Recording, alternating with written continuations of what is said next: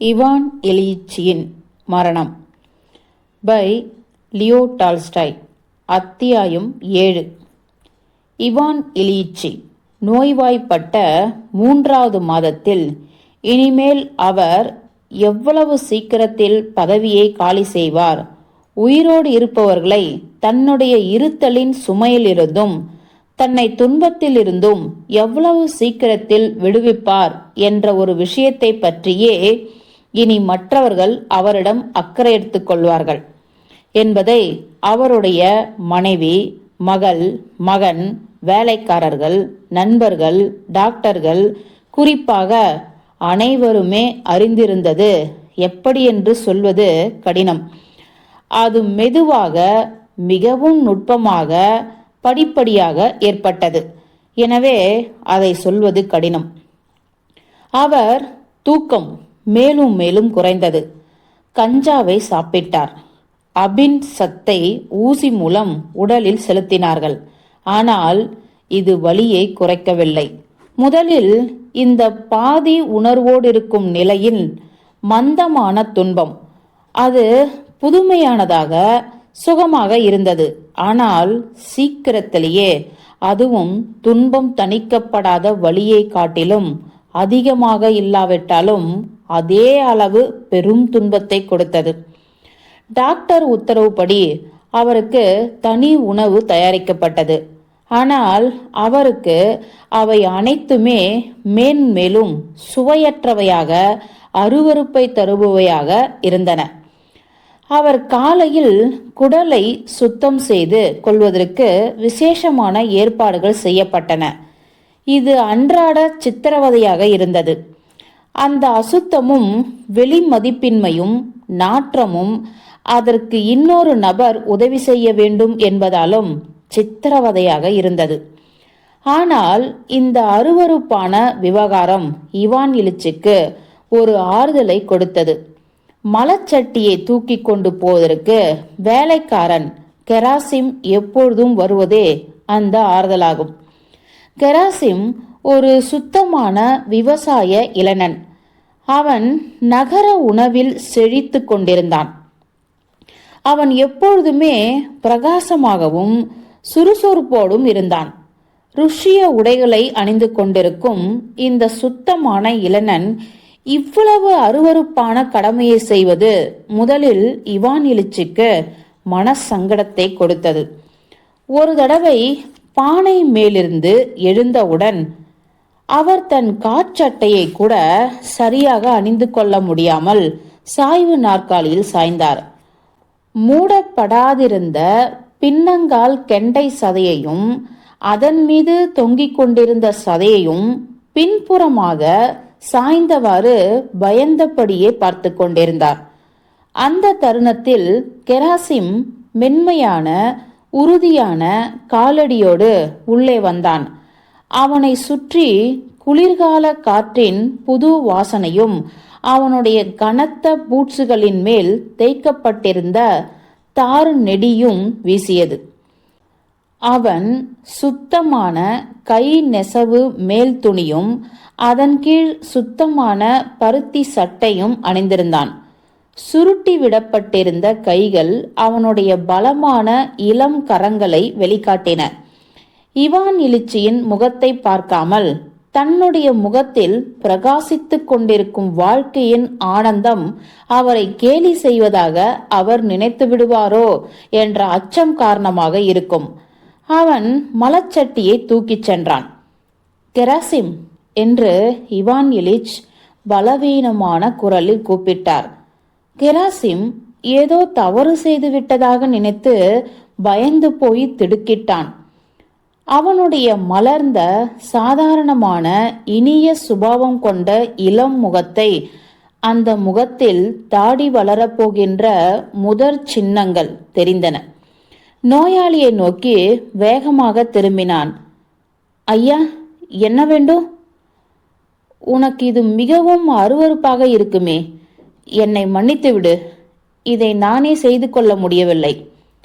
ஐயா, நீங்கள் என்ன சொல்கிறீர்கள்? கெராசிமுடைய கண்களும் பற்களும் சிரிப்பில் பிரகாசித்தன. நான் உங்களுக்கு உதவி செய்யக்கூடாதா?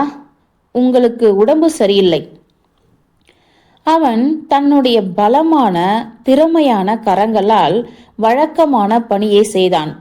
அந்த அறையிலிருந்து சப்தமில்லாமல் வெளியே சென்றான். 5 நிமிடங்களுக்கு பிறகு அதே மாதிரியான சப்தமில்லாமல் நடந்து திரும்பினான். இவான் இலிச் இன்னும் அந்த சாய்வு நாற்காலியில் படுத்திருந்தார். கெராசிம், அந்த இளைஞன் சுத்தப்படுத்தப்பட்ட சட்டியை கீழே வைத்த பொழுது அவர் கூப்பிட்டார். தயவு செய்து எனக்கு உதவி செய். இங்கே வா. கெராசிம் அவருக்கு பக்கத்தில் வந்தான். என்னை தூக்கி பிடித்துக்கொள். என்னால் எழுந்திருக்க முடியவில்லை. திமித்ரியையும் வெளியே அனுப்பிவிட்டேன். கெராசிம் குனிந்தான். அவன் பலமான கைகளாலும் அவன் காலடியைப் போலவே மென்மையான பிடியோடும் அவரை மெதுவாக நாசுக்காக தூக்கினான். ஒரு கையால் அவரை பிடித்து கொண்டு மறு கையால் அவருடைய காற்சட்டையை மேலே இழுத்தான். அவரை மறுபடியும் சாய்வு நாற்காலியில் வைக்க போன பொழுது சோஃபாவில் தன்னை உட்கார வைக்குமாறு இவான் இலிச் அவனை கேட்டுக்கொண்டார். கெராசிம் சிறிது முயற்சியில்லாதபடி இவான் இலிச்சை அப்படியே தூக்கி சோபாவின் மேல் வைத்தான். நன்றி, மிகவும் திறமைசாலி. எல்லா காரியத்தையும் எவ்வளவு நன்றாக செய்கிறாய். கெராசிம் மறுபடியும் சிரித்துவிட்டு வெளியே போக புறப்பட்டான். அவன் பக்கத்தில் இருப்பது இவான் இலிச்சுக்கு மகிழ்ச்சியை கொடுத்தபடியால் அவர் அவனை போகவிடவில்லை. அந்த நாற்காலியை தூக்கி கொண்டு வா. அது அல்ல, அந்த நாற்காலி. என் காலை தூக்கி நாற்காலியின் மேல் வை. கால் மேலே இருந்தால் எனக்கு சுகமாக இருக்கிறது. கெராசிம் நாற்காலியை தூக்கி கொண்டு வந்தான். சட்டென்று அதை தரையில் பலமான சத்தத்தோடு வைக்க போனான். பிறகு தன்னை கட்டுப்படுத்தி கொண்டு நாற்காலியை சப்தமில்லாமல் கீழே வைத்தான். இவான் இலிச்சினுடைய கால்களை தூக்கி நாற்காலியின் மேல் வைத்தான். தன்னுடைய கால்களை கெராசிம் மேலே தூக்கி பிடித்த உடனே சுகமாக இருப்பதை போல இவான் இலிச் உணர்ந்தார். என் கால்கள் மேலே இருக்கும் பொழுது சுகமாக இருக்கிறது என்றார் இவான் இலிச்.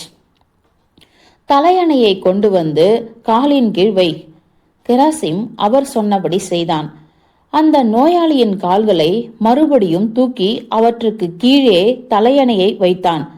தன் கால்களை கெராசிம் தூக்கிய பொழுது இவான் இலிச்சுக்கு மறுபடியும் சுகமாக இருந்தது. அவன் கால்களை கீழே வைத்த பிறகும் அவருடைய நிலைமை மோசமடைந்தது. கெராசிம், உனக்கு முக்கியமான வேலை இருக்கிறதா? இல்லை ஐயா என்றான் கெராசிம். தன்னை காட்டிலும் உயர்ந்தவர்களிடம் எப்படி பேச வேண்டும் என்பதை அவன் நகரவாசிகளிடமிருந்து கற்றுக்கொண்டிருந்தான். உனக்கு வேறு என்ன வேலை இருக்கிறது? வேறு ஒன்றுமில்லை. நாளைக்கு வேண்டிய விறகை வெட்டுவதை தவிர மற்ற எல்லாவற்றையும் முடித்துவிட்டேன். இன்னும் சிறிது நேரம் என் கால்களை மேலே தூக்கி பிடிக்கிறாயா? அப்படியே செய்கிறேன் ஐயா. கெராசிம் அவர் காலை தூக்கி பிடித்தான். அப்படி பிடிக்கும் பொழுது தனக்கு வலி ஏற்படவில்லை என்று இவான் இலிச்சின் கற்பனை செய்து கொண்டார். நீ விறகு வெட்ட வேண்டுமே, அதை பற்றி நீங்கள் கவலைப்படாதீர்கள். அதற்கு இன்னும் எவ்வளவோ நேரம் இருக்கிறது. கெராசிமை உட்கார்ந்து கால்களை பிடித்து கொண்டு தன்னோடு பேசிக்கொண்டிருக்குமாறு இவான் இலிச் கேட்டுக்கொண்டார். கெராசிம் தன் கால்களை பிடித்து கொண்டிருக்கும் பொழுது உண்மையாகவே வலி இல்லாதிருப்பதைப் போல அவர் கற்பனை செய்து கொண்டது விசித்திரமே. அதற்கு பிறகு இவான் இலிச் அவ்வப்பொழுது கெராசிமை வர சொல்லி அவன் தோள்களில் தன் கால்களை தூக்கி வைத்துக் கொண்டிருக்குமாறு கூறுவார். அந்த இளைஞனோடு பேசிக்கொண்டிருப்பதை அவர் விரும்பினார். கெராசிம் எல்லாவற்றையும் விருப்பத்தோடு சுலபமாக எளிமையாக இனிய முகத்தோடு செய்வதைக் கண்டு இவான் இலிச் மனம் நெகிழ்ச்சியடைந்தார். கெராசிமை தவிர மற்ற எல்லோருடைய உடல் நலமும் பலமும் உற்சாகமும் இவான் இலிச்சுக்கு எரிச்சலை கொடுத்தது. அதற்கு மாறாக கெராசிமின் உடல் நலமும் உற்சாகமும் அவருக்கு எரிச்சலை தரவில்லை, ஆறுதலை கொடுத்தது. இவான் இலிச் செத்து கொண்டிருக்கவில்லை. அவர் நோய்வாய்ப்பட்டிருக்கிறார்.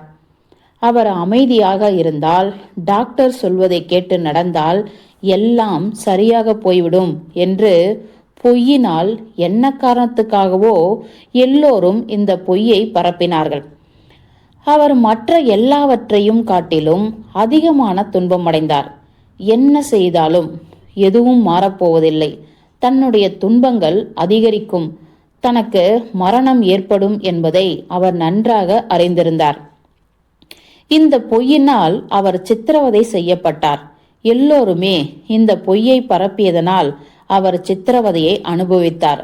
அவருக்கு உண்மை தெரியும் என்பதால், எல்லோருக்கும் உண்மை தெரியும் என்பதால், எனினும் அவருடைய ஆபத்தான நிலைமை காரணமாக இந்த பொய்யை அவர் மீது திணித்ததனால், இந்த பொய்யுக்கு அவரையும் கூட்டாளியாகுமாறு நிர்பந்தித்ததால் அவர் சித்திரவதைக்குள்ளானார்.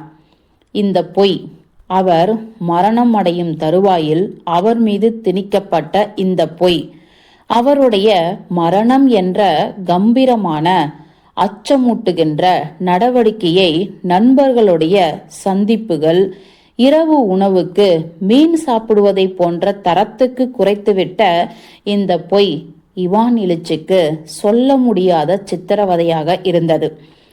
அவர்கள் பல சந்தர்ப்பங்களில் இப்படி அவரிடம் பேசிக்கொண்டிருக்கும் போது, உங்களுடைய பொய்யை நிறுத்துங்கள், நான் சாகப் போகிறேன் என்பது உங்களுக்கு தெரியும், எனக்கும் தெரியும், இன்னும் எதற்காக பொய் சொல்கிறீர்கள் என்று சத்தம் போட்டு சொல்லத் துடிக்கும் கட்டத்துக்கு அவர் வந்துவிட்டார்.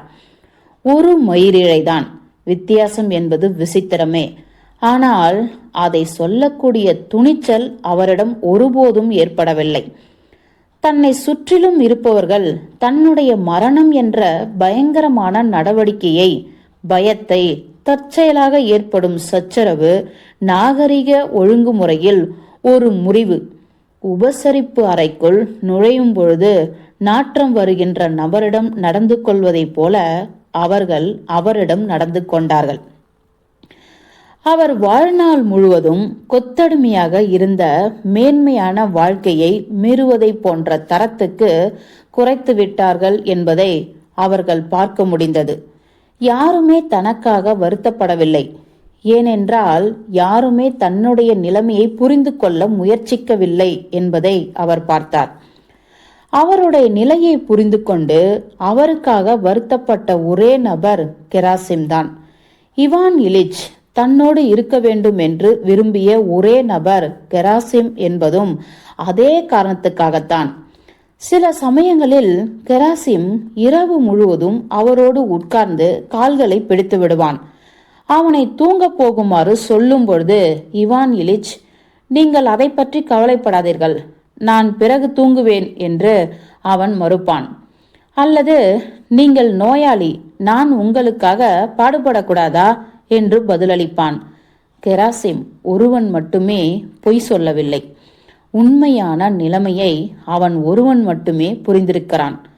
அதை மறைப்பது அவசியம் என்று அவன் கருதவில்லை என்பதை அவனுடைய ஒவ்வொரு செயலும் எடுத்துக்காட்டியது. தன்னுடைய எஜமானர் பரிதாபகரமாக உடல் மெலிந்து செத்து கொண்டிருப்பதைக் கண்டு அவன் வருத்தப்பட்டான். ஒரு நாள் இவான் இலிச் அவனிடம், போதும், நீ போகலாம் என்று சொன்ன பொழுது, நாம் எல்லோரும் ஒரு நாள் மரணம் அடையத்தான் போகிறோம், உங்களுக்கு நான் இப்பொழுது உதவி செய்வது தவறா என்று அவன் ஒளிவு மறைவில்லாமல் கேட்டான். இவான் இலிச்சுக்கு ஊழியம் புரிவது எனக்கு சிறிதும் சங்கடத்தை தரவில்லை. ஏனென்றால் செத்து கொண்டிருக்கும் நபருக்கு நான் உதவி புரிகிறேன். நான் செத்து கொண்டிருக்கும் பொழுது எனக்கும் யாராவது உதவி செய்வார்கள் என்று நம்புகிறேன் என்றான். அந்த பொய் மற்றும் அதில் அடங்கிய எல்லாவற்றுக்கும் அடுத்தபடியாக யாருமே தனக்காக தான் விரும்புகின்ற வகையில் வருத்தப்படவில்லை என்பது இவான் இலிச்சுக்கு அதிகமான வேதனையை கொடுத்தது. நெடுநேரம் துன்பப்பட்ட பிறகு நோய்வாய்ப்பட்ட குழந்தையை அனுதாபத்தோடு தடவி கொடுப்பதைப் போல தன்னை நடத்த வேண்டும். அதை ஒத்துக்கொள்ள அவர் வெட்கப்பட்ட போதிலும் அவர் மிகவும் ஏங்கிய தருணங்கள் இருந்தன. நோயாளியாக இருக்கின்ற குழந்தைகளை முத்தம் கொடுத்து சமாதானம் படுத்துவதைப் போல யாராவது தன்னை தட்டி கொடுக்க மாட்டார்களா, முத்தமிட மாட்டார்களா, கண்ணீர் வடிக்க மாட்டார்களா என்று ஏங்கினார். அவர் நீதிமன்றத்தின் முக்கியமான உறுப்பினர். அவருடைய தாடி நரைக்கத் தொடங்கியிருந்தது. எனவே தன்னிடம் அப்படி நடந்து கொள்ள மாட்டார்கள் என்பது அவருக்கு தெரியும். ஆனால் அவர் அதைத்தான் விரும்பினார். இதை போன்ற ஏதோ ஒன்று கெராசிமிடம் அவருடைய உறவுகளில் இருந்தது. அதனால்தான் கெராசிம் பக்கத்தில் இருக்கும்பொழுது அவருக்கு ஆறுதல் ஏற்பட்டது. இவான் இலிச் சத்தம் போட்டு அழுவதற்கு விரும்பினார். யாராவது தன்னை அணைத்துக் கொள்ள வேண்டும், தன்னை பற்றி கதறி அழ வேண்டும் என்று அவர் விரும்பினார்.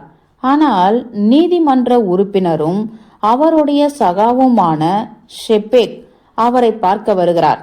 அவரிடம் கதறி அழுது ஆறுதல் அடைவதற்கு பதிலாக இவான் இலிச் சோகமான அறிவாழகு மிக்க தோற்றத்தை மேற்கொண்டு வெறும் சோம்பல் காரணமாக மேல் முறையீட்டு நீதிமன்றத்தின் முடிவுகளின் முக்கியத்துவத்தை பற்றி தன்னுடைய கருத்தை தெரிவிக்கிறார்.